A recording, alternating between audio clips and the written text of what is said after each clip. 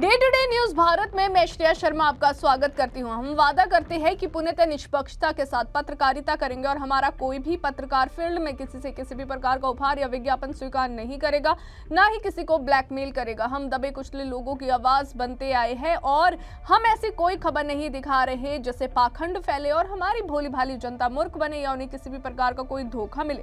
हम लोकतंत्र के चौथे स्तंभ को और अधिक मजबूत करने की पूरी कोशिश में लगे हुए। बात करते हैं खबर की, जो हरियाणा के कुरुक्षेत्र से सामने आई। कुरुक्षेत्र में आज हरियाणा के पूर्व मुख्यमंत्री और नेता प्रतिपक्ष भूपेंद्र सिंह हुड्डा का दौरा राजनीतिक सरगर्मियों का केंद्र रहा।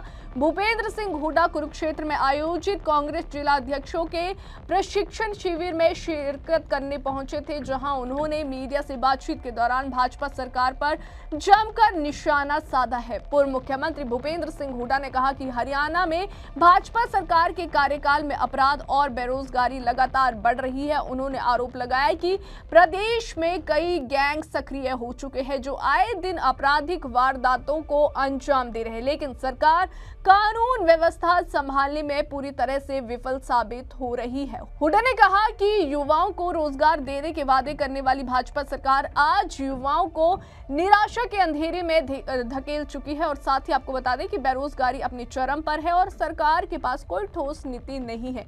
इस दौरान और क्या कुछ कहते हैं भूपेंद्र सिंह हुड्डा, आइए सुनते हैं। यही तो काम है इनका। लेकिन चुनाव से पहले तो वायदा किया था सारी महिलाओं को देंगे 18 साल से ऊपर, उसके हिसाब से 85 लाख महिलाओं को मिलना चाहिए। अब जब सरकार बन गई अब 1 लाख की लिमिट लग कर दी, फिर कर दिया 1,60,000 कर दी, लेकिन मिलेगी उनको जिनकी जो फर्स्ट डिवीजन में बच्चे पास हुए। ये तो तमाशा बना रखा है। मतलब ये ऐसे काम अड़चने आएंगे जो देना ही नहीं पड़ेगा। झूठे वायदे करते हैं। यहाँ कुरुक्षेत्र में किसान को कहा था 2022 तक दुगनी आमदनी कर देंगे।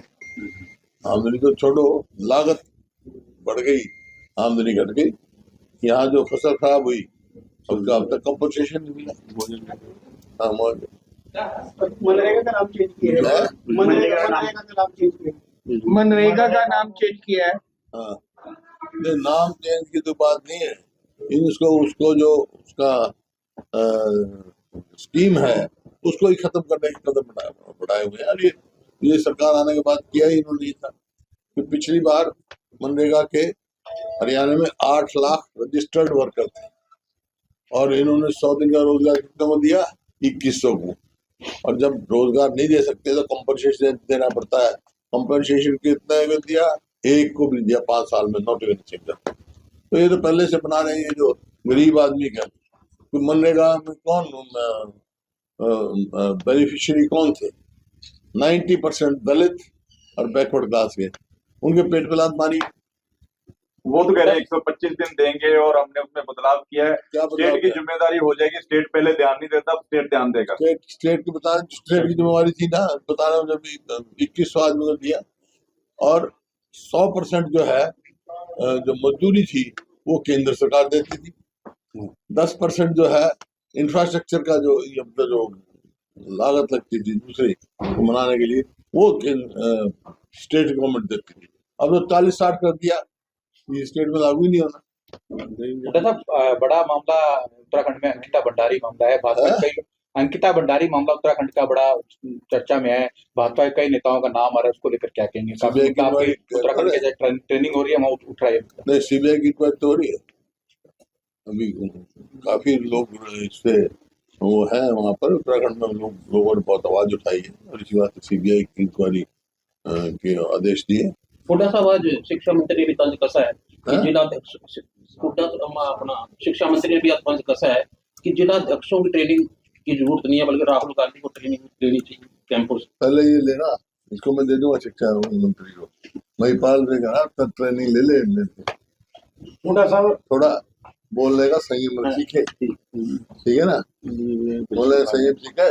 मैं कई बार कहा इनको, भाई तो ठीक है, वो तो रामलीला का अलग होता है। अब तो शिक्षा मंत्री है, रामलीला में कलाकार थोड़ा ही है। कलाकार रणवीर सिंह अपने ही सरकार पे बीजेपी पे तंज कस रहे हैं, घेरने की कोशिश कर रहे हैं। तो और मैं क्या कह रहा हूँ, तो टूटी फूटी बीजेपी जो मुझे कह रहे हैं, मैं बता रहा हूँ ये टूटी फूटी है। कहीं साहब कभी मीटिंग में जाते नहीं, कभी कोई कुछ कह रहा है, कोई कुछ कह रहा है, लोगों का जनहित का कोई काम नहीं कर रहा है। एक भी फैसला, तुम कुरुक्षेत्र में हो ना, सारे यहीं रहते हो, पिछले कितने साल से हो यहाँ पे? जन्म हैं? जन्म से हैं। तो एक बात ईमानदारी से बताओ, ये 11 साल बीजेपी की सरकार में कुरुक्षेत्र में हुआ कोई काम? बता दो कोई हुआ तो, कोई इसमें संकोच की बात नहीं, एक भी काम नहीं, संकोच की बात नहीं। तो ये बता दो, तुम बताओ, तुम इतने सवाल पूछ रहे हो मेरे से, मैंने एक सवाल पूछा उसका जवाब, ये क्या बात हुई भाई? तुम्हारी मैंने छूट कर दी, जो मर्जी पूछ लो है, तुम्हारे से एक सवाल पूछ रहा हूँ, बता दो मुझे, मैं निष्पक्ष होकर बता दो, ईमानदारी से बता दो। बीजेपी के जो पूर्व मंत्री थे उन्होंने तो कहा कि यहाँ विकास की झड़ी लगी हुई है। तो मैं तो थारे से पूछ रहा हूँ, 5,000 करोड़ मैं थारे से पूछ रहा हूँ यार, उनके छोड़, मेरे से पूछ, NID हो, कितने यहाँ काम हुए, इनसे पूछना, मैं तुम्हारे से पूछ रहा हूँ भाई, हो तो बता दो ईमानदारी से। एक भी जनहित का कोई फैसला नहीं लिया, एक भी कोई मतलब जब से सरकार आई है एक भी मेट्रो का पुल नहीं बनाया, जबकि हमने दिल्ली से बल्लभगढ़, दिल्ली से गुड़गांव, दिल्ली से बहादुरगढ़, रेलवे लाइन एक नहीं, कोई इंफ्रास्ट्रक्चर, कोई बड़ी इंस्टीट्यूशन लेके आए, जैसे हम चाहे national institute of fashion technology Panchkula में लेके आए, या नेशनल इंस्टीट्यूट ऑफ डिजाइन देश का दूसरा है इनका लेके आए, करनाल में कल्पना मेडिकल कॉलेज बनाया, इतने बनते ये कहा था हम यहाँ यूनिवर्सिटी बनाएंगे, यूनिवर्सिटी की चार दीवारी बनी है, तो कहाँ की वो यूनिवर्सिटी? अब तक तो 11 साल में तो बहुत PGI बनना चाहिए उसको। और सोनी आगे चला जाओ, सोनीपत में तो मतलब हमने महिला यूनिवर्सिटी बनाई, महिला मेडिकल कॉलेज बनाया, राजीव गांधी एजुकेशन सिटी बनाई, जिसमें IIT आया, national institute of food technology लगाई, आज SRM यूनिवर्सिटी, आज अशोका यूनिवर्सिटी, कितनी यूनिवर्सिटी है, और वहाँ पर हर हो रहा है, कितना काम हो रहा है। मुख्यमंत्री लगातार पंजाब में एक्टिव हो गए हैं और कई लोगों को ज्वाइन करा रहे हैं, चाहे कांग्रेस के लोग हों चाहे आम आदमी पार्टी के हों। है जी, हरियाणा के मुख्यमंत्री पंजाब में हरियाणा में तो कुछ करना ही नहीं, हरियाणा में तो जाके वहाँ बड़ी बड़ी बात कह रहे हैं, अब भाई पंजाब तो डुबो दिया इनने, डूब तो गया हरियाणा, कर्जा कितना हो गया पूछो इनसे, कर्जा लेने की सिवाय ये जो है और कोई काम नहीं करते, इनकी तो नीति साफ है, कर्जा लो, घी पियो, मरने के बाद कोई नहीं पूछेगा। पूरा साहब राहुल गांधी जी पहुंच रहे हैं, कब आएंगे? राहुल गांधी जी कंफर्म 21 को आएंगे, 21 को पहुंच रहे हैं, खड़गे जी भी आ रहे हैं, तो राहुल गांधी जी अकेले आ रहे हैं। अभी तो राहुल जी का प्रोग्राम है, खड़गे जी का आएगा। पंजाब केसरी पे छापेमारी की गई है, पंजाब के अंदर क्या कहना चाहते? मैंने पहले बयान दे चुका हूँ, कोई अच्छी बात नहीं है। मीडिया जो है प्रजातंत्र का एक मजबूत स्तंभ है, अगर मीडिया भी कमजोर हो गया तो प्रजातंत्र भी कमजोर हो जाएगी। ये तो उनका अधिकार है पत्रकारों का, अखबारों का। हाँ, कोई ऐसी खबर लिखी हो निराधार तो फिर कोर्ट पड़े हैं, न्यायालय पड़े हैं। नमस्कार सर, नमस्ते। ये है, तो इस बात की मैं पहले निंदा कर चुका हूँ।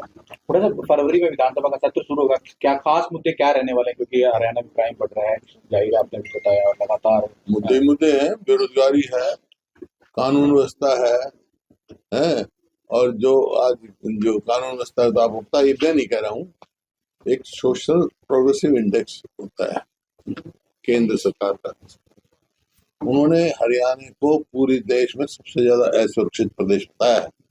तो अब मतलब हर आदमी असुरक्षित है। जो अपराध होते हैं वो दो किस्म के होते हैं, एक अपराध होता है ऑर्गेनाइज्ड क्राइम, एक होता है अनऑर्गेनाइज्ड। अनऑर्गेनाइज्ड हो गया जैसे भाई भाई में झगड़ा हो गया, किराएदार टेनेंट में झगड़ा हो गया, टेनेंट में और मालिक में झगड़ा हो गया, एक्सीडेंट हो गया, कोई इस किस्म के झगड़े हो जाए, वो तो होते रहते हैं, वो पहले हमारे समय भी होते थे। ये अनऑर्गेनाइज्ड। एक होता है ऑर्गेनाइज्ड क्राइम, जो आज हरियाणा में सबसे ज्यादा हो रहा है, वो कहते हैं गैंग्स बने हुए हैं, मतलब लूटेंगे भी, धमकी भी देंगे और ओन करेंगे। कोई कहीं बैठा, कोई बैठा, ओन कर रहे हैं। आज हरियाणा में 60 के करीब गिरोह काम कर रहे हैं, गिरोह। ये होता है ऑर्गेनाइज्ड क्राइम। आज क्राइम जो है हरियाणा में चरम सीमा पर है। आपने कहा था पीछे भी धान घोटाले का मुद्दा था, लेकिन विपक्ष उठा नहीं पाया था प्रॉपर तरीके से। उठाया था हमने, उठाया था, लेकिन कितने घोटाले, एक घोटाला थोड़ा ही है, ये बना देते हैं भाई जांच SIT बनाएंगे, रिपोर्ट नहीं आती। धान घोटाले का हुआ, कभी स्टाम्प का हुआ, कभी कुछ हुआ, घोटाले पे घोटाले है। SRI हो रही है अब ये कहते हम तो 24 फसलों पे MSP दे रहे हैं। मैंने कई बार पूछा है यार 24 फसलों का नाम तो बता दो जो हरियाणा में होती है, 24 फसलों का नाम ही बता दो। तो ये कह रहे 24 फसलों का नाम है ना, तो यहाँ जो फसल होती है धान पे पूरी MSP मिलती, ना बाजरे पे मिलती, ना और किसी भी उसमें गेहूं में मिलती। जब तो भी देख लो SRI को लेकर क्या कहेंगे, लगातार हो रही है और पश्चिम बंगाल में ज्यादा विवाद छिड़ा हुआ है इसको लेकर। देखिए कोई SIR के खिलाफ नहीं है, वो है, लेकिन उसका तरीका होता है। अब मतलब अब देख लिया ना आपने 2002-2014 में हरियाणा में कितना है, कितनी वोटों का फर्क पड़ा है? 25 लाख है। अरे तो यहाँ तो हरियाणा का तो अजीब हिसाब क्या, तो 5 तारीख को हमारा इलेक्शन हुआ था और इलेक्शन कमीशन ने कहा 5 तारीख की शाम रात को कि हरियाणा में 61% वोट पड़े, 61.09 या 19 ऐसा कुछ, ठीक है। 6 तारीख आई, 6 तारीख को कह दिया 65.65 वोट पड़े, कोई बात नहीं। 8 तारीख को गिनती है, 7 तारीख को रात को 9:45 बजे कहा नहीं, ये 67.90 67.90 पड़े। एक बात तो मशीन में वोट डालने का आजकल डिजिटल का टाइम, और तो यहाँ तो मेरी फसल मेरा वोट डिजिटल करो, वो करो, तो ये 7% वोट किसी स्टेट में बढ़ी, अंतर आधा % वोट का रहा है। तो क्या मशीन में अपने आप वोट डलती रही 3 दिन तक? कभी हो सुना ऐसा? इसी वास्ते हमने कहा बैलेट पे इलेक्शन कराओ। थोड़ा सा दिल्ली की जो पूर्व मुख्यमंत्री रही आतिशी, उसके बयान को लेकर, जो दिल्ली की पूर्व मुख्यमंत्री रही आतिशी, उन्होंने गुरु बहादुर के तेग बहादुर का अपमान किया, उसको लेकर बकायदा उसको क्लीन चिट दे रही है आम आदमी पार्टी, जबकि दिल्ली की सरकार कह रही है तो ना उसका ध्यान छोड़ा ना देखे। शुक्रिया।